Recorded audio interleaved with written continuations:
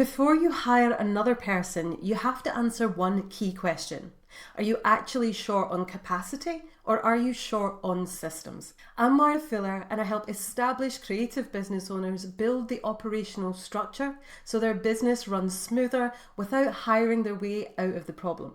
In the next few minutes, I'll give you a simple way to decide whether you should hire, fire, or fix the machine so you stop losing time and money and get your energy back.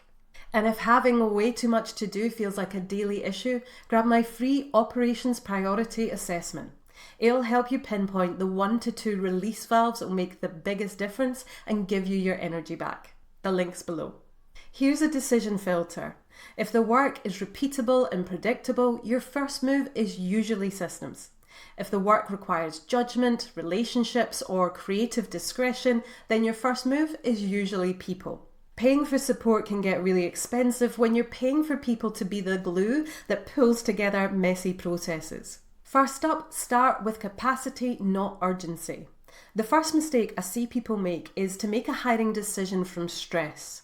You're overloaded, it feels like things are dropping, clients are waiting, and hiring, whether that's freelance support or an employee, starts to feel like the obvious answer.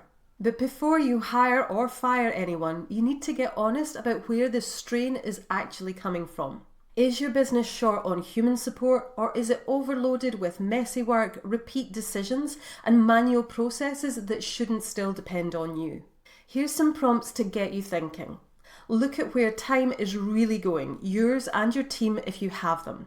That might look like admin, client delivery, sales follow-up, project management, and any rework because something gets missed or not done as it needs to be the first time around. Notice friction for a week. What tasks repeat? What feels clunky and takes way more time than it should? What drains your energy? Where are you answering the same questions repeatedly in Slack or email? Where are your team spending time hunting for information instead of doing the work? Does every project feel like it's custom, but it's kind of the same 10 steps with different packaging? Then name the real bottleneck. Is it that the process is unclear, too manual? Is it that you're the decision maker for everything? This can be big picture and it can be pretty granular. Look for your easy wins first, the tasks or projects that would have the greatest impact to shift. So how do you do this? The process I recommend for clients is using SALSA. Once you've identified the key area or areas that are causing frustration, run it through this. First, simplify. Are things more complex than they need to be? Is the task or process something that genuinely contributes to your business? Is it needed at all? What's the simplest way to get to the outcome? Then automate. Does a human being need to do it at all? Could automation, structure, systems do the heavy lifting for you? Then leverage the work you're already doing. And now look at effective support. Finally, get into action. If you've looked at simplifying, automating, leveraging, then support captures those tasks that need a human being to do them, but that human being doesn't necessarily have to be you. When hiring is the right move. For some people, hiring is exactly the right move. If the essential daily admin of your business is draining your energy, slowing decisions, and keeping you out of your best work, support can change the whole feel of your business. Now, of course, hiring can be working with freelancers, virtual team. It doesn't need to be full-time. It can be hiring someone to support with a specific task or group of tasks. Here's some things to consider.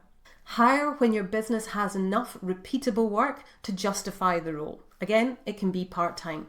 Look at the ROI, return on investment, through the lens of the impact on you, not just the attributable income that the hire generates.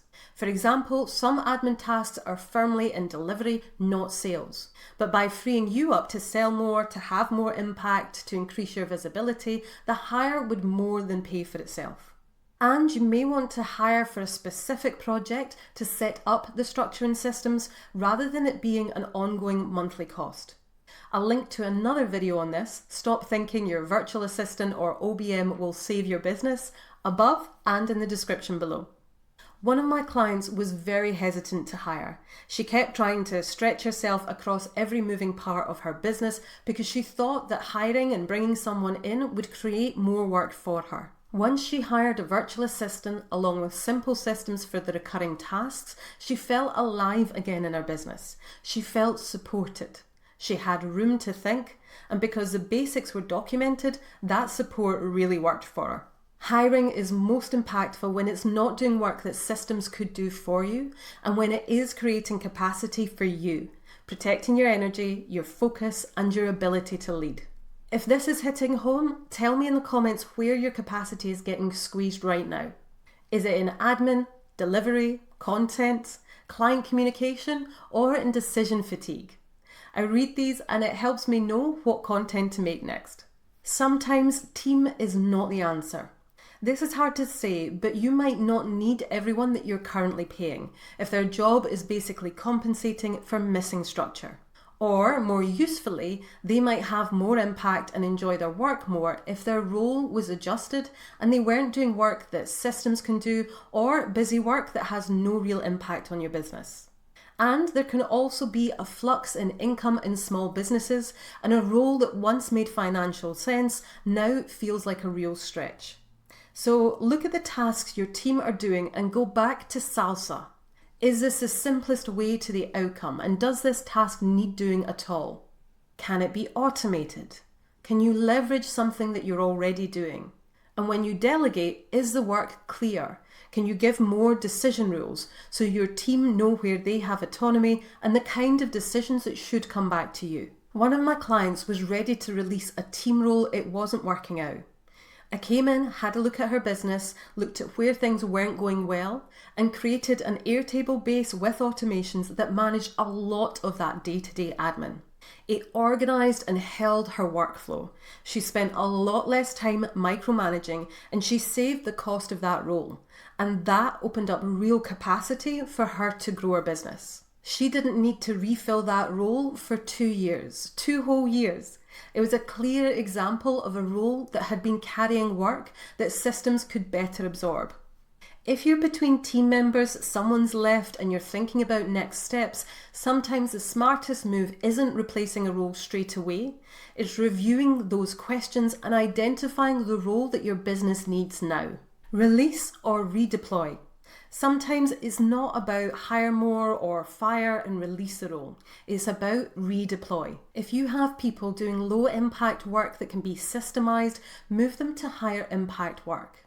If a role exists because there's no system, fix the system and then decide if the role still makes sense or if there's more aligned work that they can do. What do they shine at? Where could you use that skill set more? And honestly, if you're keeping a role out of guilt, that eats up your energy, your finances, and creates stress. And they're going to feel that too. If you know that the true answer is that a role is no longer needed and you can't redeploy them, it's about releasing that role kindly. Give them notice. If there's someone who's been great, offer to help them by letting your network know that they have availability for a new client. Sometimes a small business doesn't need more hands. It needs cleaner systems and clearer decisions. Quick reminder, if you feel like you're being pulled in too many directions, grab my free Operations Priority Assessment. It'll help you pinpoint the 1 to 2 key release valves that will make the biggest difference for your business, so you know what to stop, simplify, or delegate first. The link's below. Thanks for watching, and I'll see you in the next video.